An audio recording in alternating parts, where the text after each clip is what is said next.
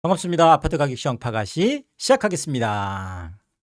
자, 오늘 또 난리가 났습니다. 서울 아파트 매매, 전세, 월세, 트리플 강세. 자, 전부 다 올라가면서 다시 불장이 오느냐. 자, 이거 뭐 한국부동산원 자료가 나올 때마다 제가 매일매일 이렇게 좀 바쁘게 팩트 체크를 해드리는, 뭐 당연히 또 이것도 팩트 체크를 해드려야 되겠죠.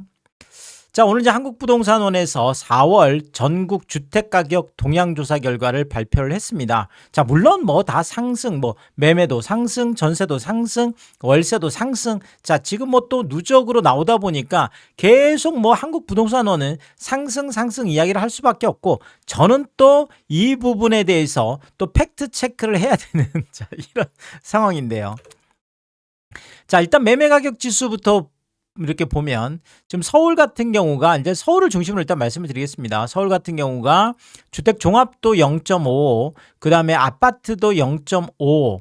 그런데 연립이 뭐 최근에 많이 올랐네요. 0.6이어서 오히려 아파트보다 서울은 뭐 더 올라가는, 뭐 최근에 이제 재개발 관련한 이슈 때문에 그런 게 아닌가, 이렇게 지금 보고 있고요. 어쨌든 간에 아파트보다 연립이 좀 더 올라갔고, 단독도 뭐 한 0.41 정도에서 전체적으로 해서 보시면 매매 가격 지수는 지금 한국부동산원 자료는 지금 올라간 걸로 이렇게 나와 있습니다.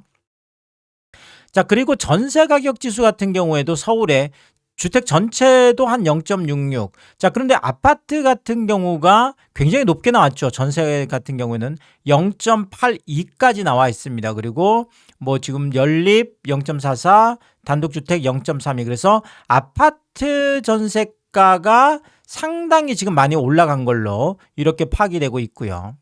자, 그리고 월세 가격 지수 같은 경우에도 0.63인데 마찬가지로 여기도 아파트가 0.74로 굉장히 높게 나와 있습니다. 그리고 연립이 0.5, 그 다음에 단독이 0.38. 결국 전세도 그렇고 월세도 그렇고 아파트 전세가하고 아파트 월세가가 올라가면서 전체적으로 지수를 끌어올렸다, 이렇게 분석이 되고 있고요. 자, 그런데 우리가 이 부분을 뭐 지금 오늘도 이게 나오다 보니까 신문 방송 뭐 오늘 많이 보셨겠지만 뭐 트리플 강세다, 뭐 그리고 보통 연합에서 이렇게 헤드라인을 매매, 전세, 뭐 이렇게 월세, 뭐 트리플 강세 이렇게 한번 연합에서 헤드라인을 뽑으면 뭐 다른 신문들은 거의 베끼다시피 해서 이게 정말로 뭐 거의 네이버 그 신문 기사 부동산 쪽을 도배를 하다 보니까 뭐 그냥 그 데이터만 가지고 하는 거죠. 뭐 물론 다 매매, 전세, 월세 뭐 이제 올라가 있으니까 그렇게 나와 있지만 사실 우리가 내용적인 걸 좀 볼 필요가 있다라는 거죠. 왜냐하면 오늘 또 많은 좀 우리가 이제 뭐 상승 쪽을 또 특히나 이제 건설사가 뭐 가지고 있는 이렇게 언론들이 꽤 있잖아요. 그러다 보니까 좀 펌핑이라고 할까요? 매매가 펌핑에 대해서 많이 얘기를 하는 쪽 같은 경우에는 지금 이재명 정부가 추진하고 있는 양도세 중과 이 부분이 오히려 집값을 끌어올렸다. 자, 그래서 다시 이제 불장이 오고 있다. 뭐 이재명 정부의 부동산 정책이 뭐 완전히 실패했다, 이런 쪽으로 엄청난 오늘 기사들을 쏟아내고 있기 때문에 제가 이 부분에 대해서는 꼭 그런 건 아니다라는 팩트 체크를 해드릴 필요가 있겠다 싶어서 요걸 또 말씀을 드리는데요. 자, 보시면 자, 25년 작년 11월에 지금 0.77이었습니다. 자, 그리고 12월에 0.80이었어요. 지금 이제 주택 전체 지수를 말씀드리는 거죠. 자, 그리고 1월에 0.91까지 이게 올라갔습니다. 자, 그런데 이게 지금 계속 상승이었잖아요. 0.77, 0.8, 0.91 이렇게 상승을 올라가고 있다가 결국 2월에 이재명 대통령이 양도세 중과 부활 이야기를 하면서 이게 0.91이 뚝 떨어집니다. 0.66으로 떨어지고 3월에는 그 파장이 더 크다 보니까 0.39까지 이렇게 떨어졌죠. 자, 그런데 4월 들어서서 사실상 좀 퇴로를 열어준 거죠. 실질적으로 뭐 매물이란 이런 것들을 다주택자들이 많이 쏟아낼 수 있게. 그래서 원래는 5월 9일까지 본계약이었던 거를 이제 이거를 그냥 뭐 신청만 해도 된다. 뭐 이렇게 또 해주고 또 이제 다주택자들 같은 경우에 전세 안고 있는 자 이런 것들도 열어주고 자 이러다 보니까 이게 0.55까지 지금 올라가 있는 이런 상황이 되겠습니다. 자 그렇지만 우리가 잘 생각해 봐야 될 게 만약에 2월 달에 이런 어떤 커트하는 이게 없었다고 하면 0.91에서 1%로 갔을 가능성이 높죠. 자, 그래서 양도세 중과 발표 이전하고 양도세 중과 발표 이후를 보자라면 지금 보시는 것처럼 여기는 딱 이제 직전 3개월 직후 3개월이잖아요.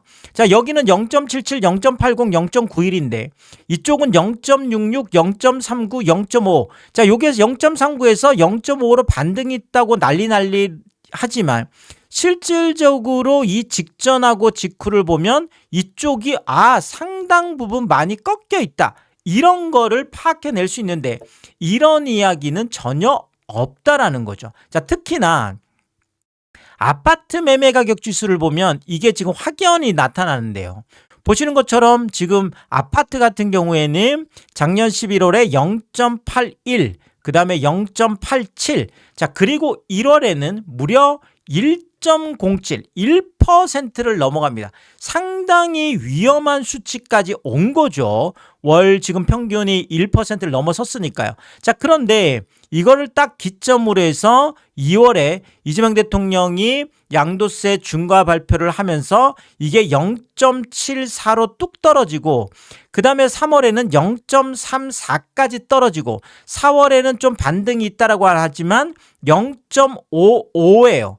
자, 그러면 지금 이게 2월보다도 상당히 낮은 편이고 지금 작년 그러니까 직전 3개월 작년 0.81, 0.87 그리고 올해 1월 1.07하고 비교해 보면 1월하고 올해 4월만 비교를 해보더라도 거의 반토막 아래 뭐 이렇게 될 수 있겠죠. 0.5 그러면 이게 1.1이면 완전 반토막이네요. 그러니까 1월 달의 상황하고 4월 상황을 비교를 해보자는 얘기죠. 왜냐하면 이건 이제 직전이니까. 자, 결국 이재명 정부의 양도세 중과 발표 이것이 무조건 효과가 없었느냐 이렇게 무조건 폄훼하기에는 실질적으로 1월하고 4월을 비교해봐도 1.07이 0.55까지 반토막이 나 있는 상황이기 때문에 뭐 제가 볼 때는 그렇습니다. 제가 볼 때는 뭐 정부를 비호하는 게 아니라 객관적인 데이터를 가지고 말씀드리는 거죠.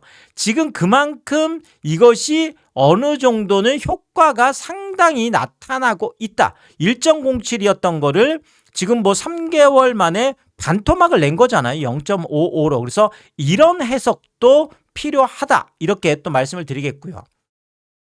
자, 그리고 또 하나 전세 부분 관련해서도 좀 팩트 체크를 해볼 필요가 있는데 전세 가격 지수 이제 주택 종합 같은 경우에도 서울이 마찬가지예요. 여기는 0.51, 0.53, 0.46까지 갔던 게 2월에 0.35까지 떨어집니다. 자, 근데 이게 시간이 지나면서 0.46, 그 다음에 0.66. 자, 결국 보시면 지금 전세 같은 경우에는 이전 수준을 넘어서죠. 자, 그러니까 전세 시장은 분명히 문제가 있는 게 일단 파악이 됩니다. 그러니까 아까 매매 시장하고는 좀 다른 거죠. 그리고 아파트 같은 경우에는 조금 더 전세 가격 지수가 조금 더 위험 시그널이 나와 있는 게 보시는 것처럼 요것도 직전 직후를 나눠보면 0.63, 0.68, 0.58 정도 됐던 게 요게 0.41까지 제가 볼 땐 요건 좀 계절적 요인이 있는 것 같아요. 그러니까 2월 같은 경우에는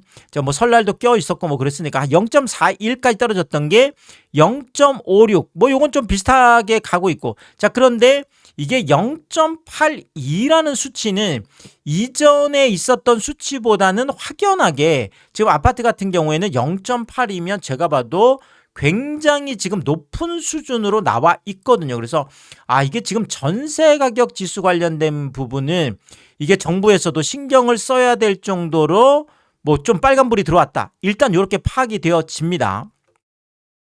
자, 그런데 이게 지금 전세 매물 때문이다. 이렇게만 단편적으로 이야기하기엔 조금 어려운 부분은 자 보시는 것처럼 1월 1일하고 5월 17일 이제 오늘자 기준을 했을 때 보시면 경기권 같은 경우에는 전부 다 토지거래 허가 지역으로 묶은 게 아니거든요.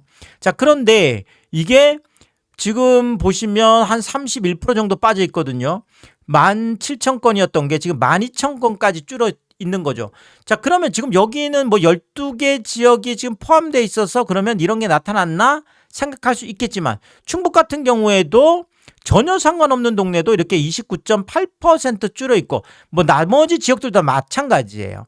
지금 뭐 전체적으로 좀 많이 전세가 좀 줄어 있는데 자, 서울 같은 경우에도 지금 마이너스 25.6%인데 23,000건이 17,000건으로 일단 전체적인 물량이 상당히 많이 줄어드는 건 맞습니다. 자, 그런데 내용적으로 보자면 또 많은 분들이 지금 해석을 하기를 갱신 청구권이 엄청나게 행사가 되고 있거든요. 뭐 많은 곳은 70%에서 90%까지도 계약갱신 청구권이 행사가 되고 있습니다. 그러니까 많은 분들이 지금 굳이나 이동할 어떤 필요를 못 느낀다라는 거죠.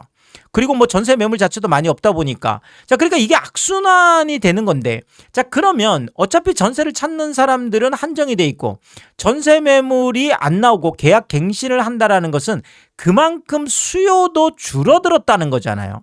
무조건 그냥 공급이 줄어들었다 이것만 가지고 판단하기에는 어느 정도는 영향을 미치겠지만 그럼에도 불구하고 지금 뭐 절대적인 구성원들이 똑같은 상태에서 그러니까 전세 시장에 들어와 있는 사람들이 똑같은 상황에서 뭐 본인들이 안 내놓고 본인들이 안 움직이면 결국 찾는 사람도 그만큼 많이 줄어들어 있기 때문에 자 이게 25% 지금 줄어들어 있는 이것이 그렇다면 계약갱신 청구권 때문에 수요가 줄어든 이 부분하고 상쇄가 되는 건지 이 부분도 한 번 정도는 파악해 볼 필요가 있겠다. 요거는 또 뭐 정부에서 어느 정도 또 해야 될 일이긴 하고요. 자 그런데 제가 오늘 팩트 체크를 해드릴 거는 바로 이 부분이에요. 자, 지금 오늘도 이제 뭐 이렇게 트리플 뭐 얘기를 하면서 집값을 띄우려고 하는 많은 신문 방송에서 지금 무슨 얘기를 하고 있냐면 전세 매물이 없어서 모든 사람들이 집을 사고 있다. 자, 결국은 전세 매물이 없어서 전세가가 올라가고 자, 그러면 그것 때문에 매매가가 상승하고 있다. 결국 트리플 상승이 오고 그러면서 집값이 불장이 온다라고 하는 논리 자체가 전세 매물이 없어서 집을 산다라는 이런 논리거든요. 자, 그러면 과연 이런 논리를 그대로 받아들일 수 있느냐? 이 부분을 제가 팩트 체크를 해드리고 싶습니다. 자, 최근에 이제 기름뉴타운 쪽에 지금 성북구 기름뉴타운 쪽에 정말 제가 봐도 매물이 제가 뭐 전에도 한번 살펴드렸었는데 엄청나게 정말 매물이 없어요. 정말 매물이 씨가 말랐다라는 거 얘기를 할 정도로 기름뉴타운 2단지 이제 푸르지오인데 자, 이 아파트가 1634세대예요. 1634세대에 전세가 딱 3건밖에 없습니다. 3건밖에 없는데 그것도 지금 이게 84 타입 지금 18층 중에 3층 215동에 6억 5천 전세 매물이 있는데 이게 공인중개사 협회 매물이 215동에 3층 6억 5천. 자, 요거는 뭐 이게 다르다 보니까 지금 똑같은 매물이 체크가 되어 있는 거죠. 그래서 이거는 같은 매물로 본다라면 59 타입에 지금 6억 전세 하나 하고 지금 84 타입에 6억 5천 전세 딱 2건이 나와 있다. 1600세대에 2건 매물이 나와 있다라는 것은 정말 전세 매물이 없는 거는 확실하다. 이거는 분명해 보이고요. 자, 그러면 지금 전세가가 어느 정도 올라 있나 봤더니 보시는 것처럼 일단은 21년 최고 전세가가 33평형이 7억 5천이었습니다. 84 타입이. 자, 그러니까 21년 전세 정말 뭐 불짱불짱 난리 났은 이 7억 5천까지는 아직 안 가 있는 상황이에요. 아까 뭐 매물도 6억 5천까지 나와 있지만 지금 갱신되는 것들은 대부분이 한 5억에서 높아도 한 6억 정도 됩니다. 근데 신규로 지금 이렇게 계약되는 것들은 6억 5천에 계약이 되고 있으니까 실질적으로 전세가가 5억 6억대에서 6억 5천이면 한 뭐 많게는 뭐 한 1억 정도 얘기할 수 있겠죠. 많게는 한 1억 정도. 그 다음에 뭐 적어도 한 5천만 원 정도는 지금 전세가가 올라가 있는 걸로 일단 확인은 되고 있고요. 자, 그러면 지금 7억 5천까지는 아니지만 6억 5천까지 지금 이렇게 나와 있는데 아까 뭐 6억 5천 전세 구하는 분들도 있고 자, 그 이 6억 5천에 대해서 그냥 6억이라고 생각하고 계산하기 좋게 6억이라고 생각하고 전세 매물이 없어지면 진짜 집을 살 수 있는지 이걸 한번 보자라는 거죠. 자, 6억 전세면 80% 보통 우리가 전세 대출 나온다 이렇게 알고 있죠. 그러면 4억 8천 대출이잖아요. 자, 그런데 실질적으로 4억 8천까지 대출을 잘 안 해줍니다. 자, 물론 뭐 한 4억 정도 대출을 받을 수 있다. 뭐 이렇게 생각할 수도 있겠고. 자, 일반적으로는 뭐 한 6억 전세면 한 3억 정도 대출을 내죠. 3억 정도 대출 냅니다. 자, 그러면 뭐 한 4억까지 받는다 그러면 내 돈이 한 2억 정도 있으면 되고 3억 정도 대출을 받는다 그러면 한 3억 정도. 그러니까 6억짜리 전세 가는 분들이 보면 대충 내 돈이 한 2억에서 3억 정도 있는 분들이에요. 2, 3억 정도 갖고 있는 분들이 전세를 갖는 거라는 거죠. 내 돈 다 6억 가지고 가는 분들은 거의 많이 없죠. 그래서 대부분이 2, 3억 정도 갖고 있으면서 이제 전세를 가는 건데 자, 그러면 이 기름뉴타운 지금 2단지 프루지오 같은 경우에 33평 8스타임 매매가가 얼마냐? 최고가가 최근에 11억 2천이 있고 자, 일반적으로 이거 저층 1층 빼고 나면 한 10억 6천, 10억 6천, 10억 9천 5백 이 정도 됩니다. 자, 그러면 뭐 10억 6천으로 보더라도 뭐 취등록세, 뭐 등기 비용까지 하면 실질적으로 지금 기름뉴타운 프루지오를 살려면 한 11억 정도가 있어야 된다는 얘기죠. 한 11억 정도 있어야 돼요. 자, 그러면 전세 매물이 없어서 정말 집을 살 수 있는지 이걸 체크해 보는 거죠. 자, 11억이 있어야 된다라고 하면 자, 그러면 6억 정도 대출을 지금 뭐 15억이면 6억까지 대출을 받을 수 있으니까 그러면 6억까지 대출을 받고 내 돈이 5억 정도만 있으면 되냐. 자, 물론 6억 대출이 나와서 5억 정도가 있어야 돼도 아까 2, 3억 정도 있는 분들이 최근에는 뭐 신용대출이든 이금융권이든 더 땡길 수 있는 방법은 없어요. 사업자 대출도 더 땡길 수 있는 방법은 없습니다. 최근엔 다 막혀있기 때문에. 자, 그러면 내 돈이 5억 정도 이것도 좀 어렵죠. 일단은 어렵습니다. 자, 그런데 이게 정말 다 나올 수 있는지를 봐야 돼요. 제가 챗GPT한테도 지금 물어봤는데 자, 일단은 LTV 40% 들어가죠. 규제지역이니까.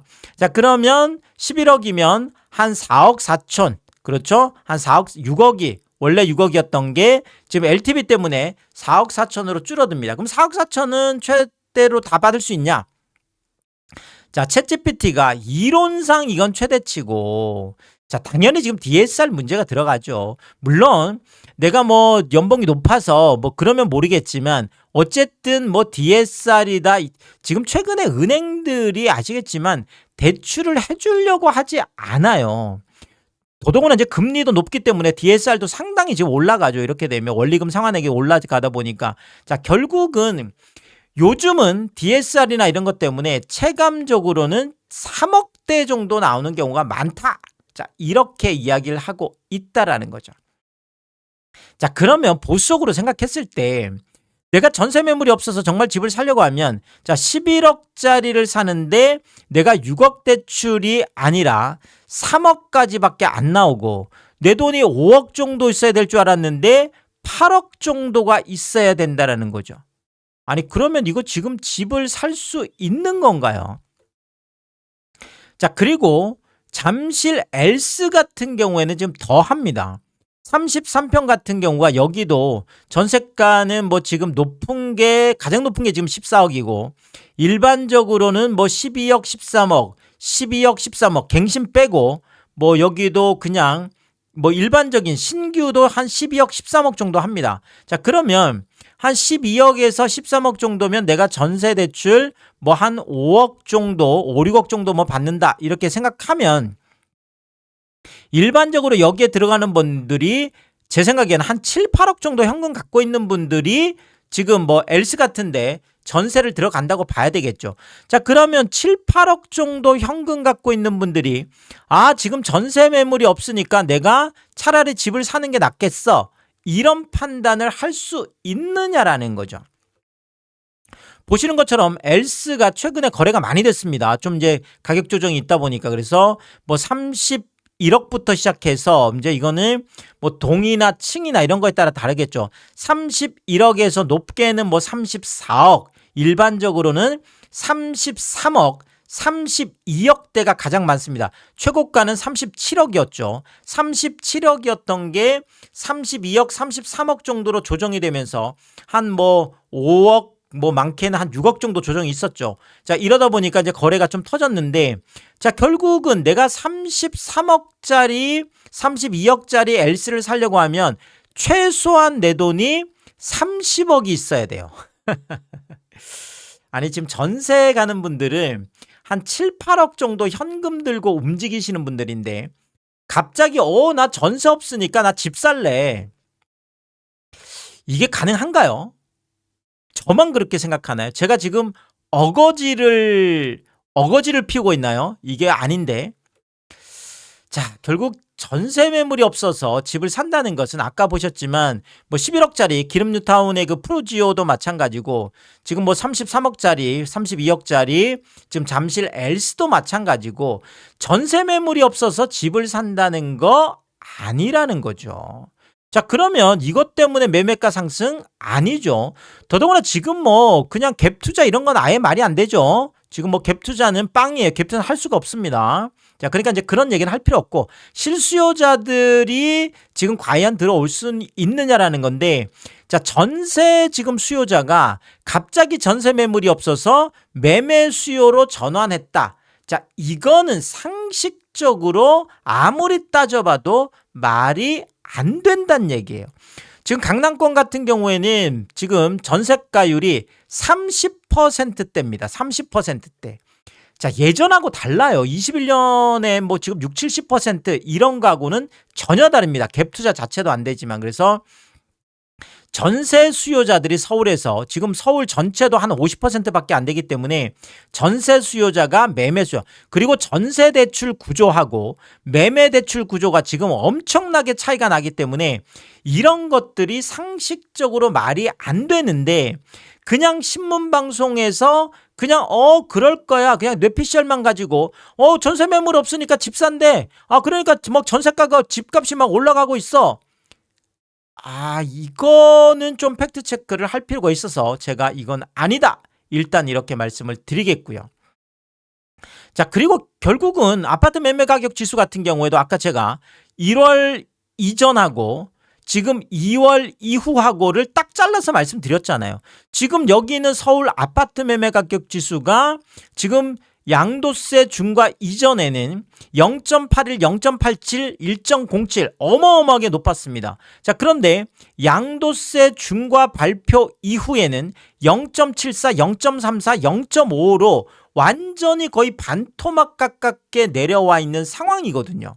자, 그러니까 이런 추세들을 가지고 일단 좀 얘기를 해야 되는데 무조건 지금 0.34에서 0.55 이것만 가지고 무조건 지금 또 불장이 왔다 뭐 했다. 자, 이렇게 이야기하는 것은 상당히 공감하기는 어렵다. 일단 이렇게 좀 말씀을 드리겠고, 자, 그리고 지금 실거래가들이 쏟아지는 걸 보더라도 최근에 뭐 송파도 뭐 많이 상승했다 이런 얘기도 많이 나오는데 송파 상황도 보면 마찬가지죠. 5월 들어서도 그런데 잠실 리센츠 48평형이 47억까지 갔던 게 38억 3천 거래가 나와 있습니다. 7층이면 완전 저층도 아닌데, 자, 결국 8억 7천, 9억 가까운 폭락 거래가 지금 뭐 5월에도 지금 나와 있는 상황이거든요. 자, 그리고 33평 같은 경우에도 마찬가지예요. 4월 27일 날 36억 최고가, 똑같은 최고가가 나왔죠. 22층. 자, 그런데 6층 같은 경우 아주 저층도 아닌데 결국은 3일 만이잖아요. 3일 만에 또 28 38억 6천 거래가 나왔습니다. 자, 결국은 지금 최고가라고 하는 것들이 그것이 최고가가 한번 나왔다라고 하더라도 막 추격 매수가 나서서 올라가는 것들이 아니라 또다시 2차 폭락으로 그것도 7억 4천씩 리센치 같은 잠실의 리센치 같은 경우에도 7억 4천씩 이렇게 대폭락하는 자 이런 것들이 나오다 보니까 결국은 여기에서 움직이는 이것들이 어느 게 정말 진실인지 이런 거를 파악하기도 상당히 어렵다는 얘기예요. 자, 그리고 리센치 12편 같은 경우에도 지금 18억 3천 나왔던 게 14억 5천. 자, 이것도 뭐 지금 한 2주 사이에 지금 벌어지는데 이거는 30층이면 지금 초고층이잖아요. 초고층인 경우에도 지금 뭐 한 며칠 사이에 하룻밤 사이에 3억 8천, 하룻밤 사이에 4억씩 뚝뚝 떨어지는 거래가 나오는데 지금 뭐 몇천 올랐다, 뭐가 조금 어떻다라고 해서 그것을 무조건 상승이다. 뭐 지금 이렇게 이야기하기도 상당히 어려운 거고요. 그리고 잠실 엘스 25편 같은 경우에도 31억까지 갔던 게 27억으로 4억 하락한 거래가 나와 있고요.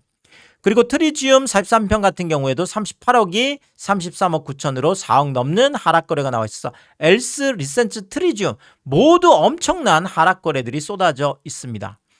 그리고 지금 잠실의 뭐 또 대장 올림픽 3대장 중에 하나인 아이샤 선수촌 지금 이거 재건축 짱짱한 이 아파트도 56평형이 3월에 60억 최고가를 찍었는데 52억이에요. 와, 이것도 뭐 5층 3층이면 큰 차이가 없는데 8억이 폭락하는 정말 충격적인 거래가 나와 있습니다. 그럼 도대체 이런 실거래 대폭락 이런 거는 지금이 정말 불장이고 지금이 상승장이면 왜 5월 6일 날 이런 지금 그것도 양도세 중과 이미 시작됐는데 이런 거래들이 왜 쏟아지는지 이것을 설명하기도 어렵다는 거죠.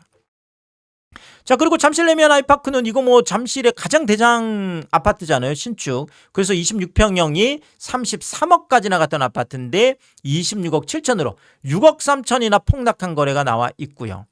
자, 그리고 파크리오 같은 이런 7천 세대나 되는 대단지 32평 같은 경우에도 32억 2천이 27억으로 이것도 5억 2천 지금 뭐 5억 넘는 폭락 거래가 나와 있습니다. 잠실의 레이크 팰리스 43편 같은 경우도 37억이 33억으로 4억 폭락한 이것도 뭐 21층이면 초고층인데 이런 일이 벌어지고 있습니다. 자, 그리고 올림픽 선수촌 뭐 3대장 중에 대장이죠. 39평형 34억 5천까지 갔던 게 결국은 여기는 30억도 무너지잖아요. 그래서 29억 7천까지 4억 8천 5억 가까운 폭락 거래가 나와 있습니다. 올림픽 에밀리. 자, 올림픽 3대장이 다 무너졌네요. 아까 보신 올림픽 선수촌, 올림픽 에밀리, 뭐 아시아 선수촌까지 그렇죠. 31평형 28억 3천까지 갔던 게 24억 5천으로 3억 8천, 4억 가까운 폭락 거래가 나와 있습니다. 헬리오시도 마찬가지죠. 33평형 31억 4천까지 갔던 게 23층이면 초고층인데 27억 7천까지 3억 7천, 4억 가까운 폭락 거래가 나와 있고요. 자, 결국 뭐 오늘 신문방송에서 서울 아파트 매매, 전세, 월세, 트리플 강세. 자, 이것 때문에 특히나 전세 때문에 매매가를 올리고 있다. 그래서 다시 불장이 오느냐. 이 부분은 제가 그것이 아니다라고 팩트체크를 해드렸고, 자, 또 하나 말씀드리고 싶은 게 지금 금리 상황이 지금 제가 연일 말씀드리고 있지만 지금 굉장히 무섭습니다. 이미 7%를 넘었죠. 지금 5대 은행의 시중은행의 주담대 금리가 7%를 지금 넘어 있는 상황이고 여기에다가 지금 보유세 그러니까 이재명 정부의 진짜 카드는 아직 나오지도 않았거든요.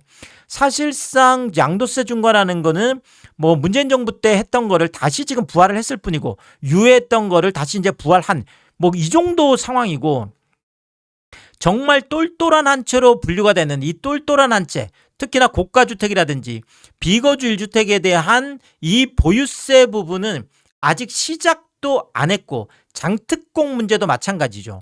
자, 문재인 정부 때 전혀 건드리지 않았던 지금 똘똘한 한 채 1주택자에 대한 규제는 시작도 안 했기 때문에 자, 이게 이제 6.3 지방선거가 끝나고 나면 이 부분도 분명히 봐야 되거든요. 제가 볼 때는 지금 악재가 훨씬 더 많습니다.